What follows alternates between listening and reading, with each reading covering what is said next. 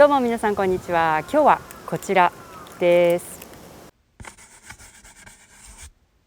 ビルトロックスの 23mm F1.4 レンズです。ビルトロックスは中国のメーカーです。中国のメーカーが作るレンズって私の印象ではマニュアルレンズばっかりっていうイメージがあったんですけど、こちらはオートフォーカスレンズです。今ご覧いただいているのはソニー E マウント用のレンズなんですけど、これと同じレンズで富士フィルム X 用のレンズも出てます。ソニー E マウント用と富士フィルム用と両方ともこの動画の説明欄に製品リンク載せておきます。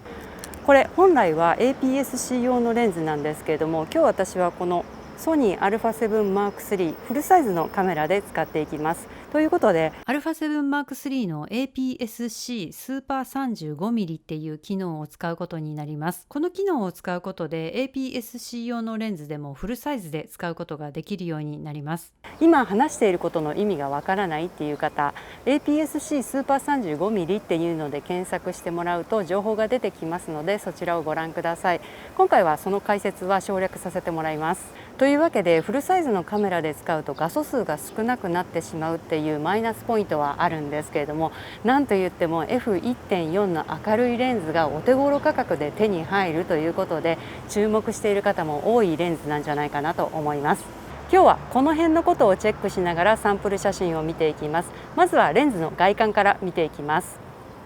これアパチャーリングがレンズ側についているので、富士フィルムのカメラをよく使っている私としてはとても慣れた感じで使いやすいです。で、こっち側にピントリングです。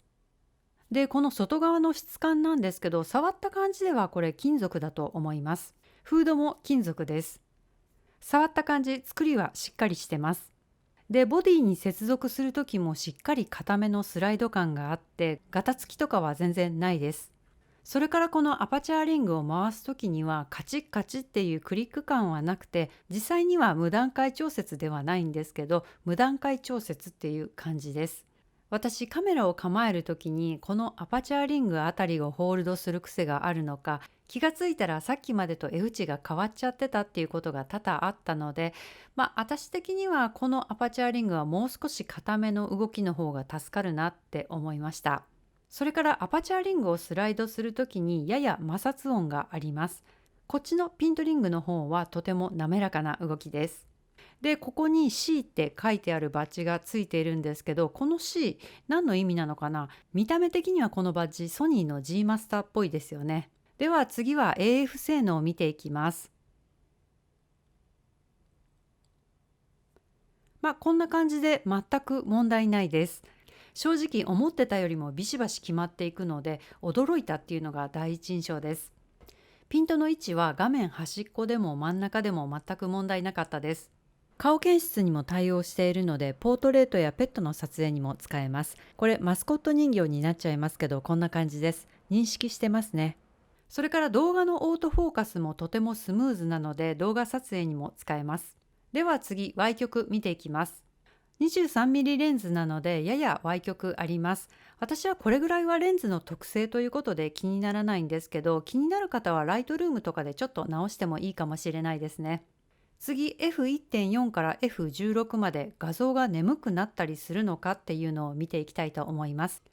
この写真は新聞とカメラまでの距離35センチぐらいで撮ったものです。真ん中のタイっていう字あたりにピント合わせてあります。まず F1.4 は真ん中がややふんわりした感じで外側に行くにつれて滲んでますね。それから画面の四隅にビネットが現れてます。パッと見ですぐにビネットが出てるなってわかるくらい出ているので、これもライトルームとかで補正すると気にならなくなると思います。F2 になると F1.4 よりピント周辺の文字がくっきりしたのがわかります。まだ周辺はビネット出てますね。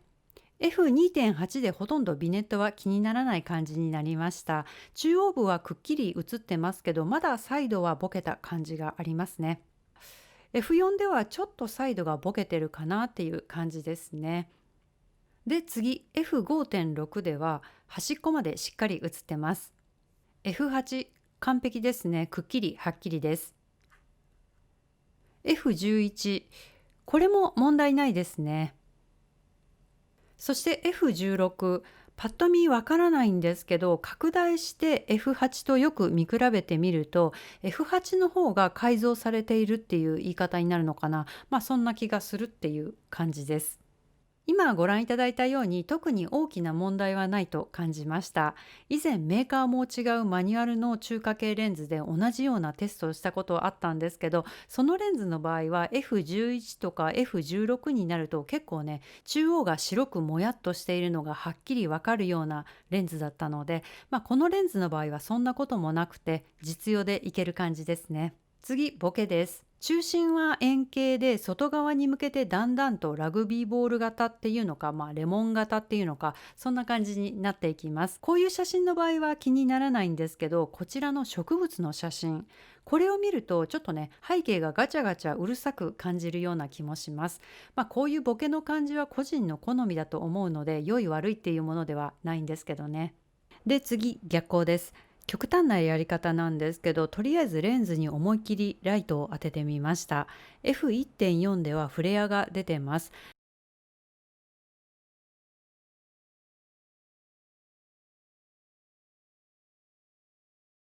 で、5.6 ぐらいから出てくるこういうもの。これ何なのかな。絞っていくともっと出てくるので、これはちょっと気になるかな。